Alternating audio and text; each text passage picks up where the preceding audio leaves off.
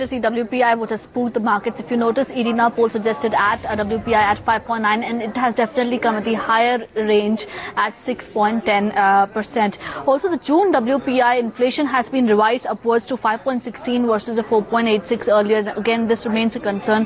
Clearly, inflationary expectations do remain high in the economy, and it is the food inflation which has spoiled the party. Food inflation is the highest since at least over 3 years, and this is clearly pointing out to a lot of supply side concerns in the pertaining to the food inflation, and also there is a likelihood of some pass through also of fuel price hikes. But despite a good monsoon, we are finding a high food inflation. This surely remains a concern. Again, concerns remains on the suppressed inflation and the impact of the weak rupee, and clearly the entire pass through of the fuel price hikes as well as the weak rupee has still not happened in the economy. This remains a concern.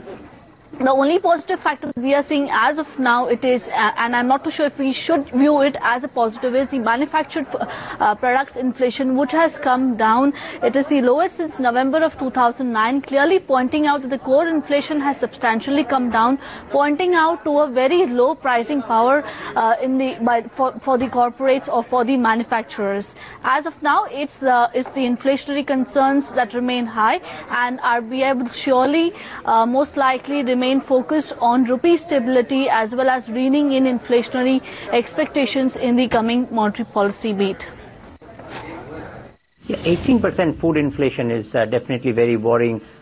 Possibly both cereals and vegetable prices must have gone up substantially.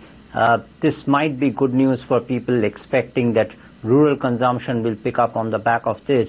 But unfortunately, since the new governor has clearly mentioned that even supply side factors causing inflation will be in his radar, I suppose that the markets will now have to be veering to the fact that there is not going to be any significant easing in monetary policy going forward. Food inflation and primary article inflation is not a culprit now, it's culprit since 2006. If you see the primary article inflation, average inflation since 2006 is close to 11%. Food article inflation is close to 10.5%. Fuel group since 2010 it's close to 12%. So, I mean, these are the structural issues. I mean, this can't be corrected through the monetary policy easing or tightening. RBI should continue with the rate cut policy, but looking at the larger issues, larger concerns, if not controlled at this point of time, it will have the spillover impact on the manufactured article as well.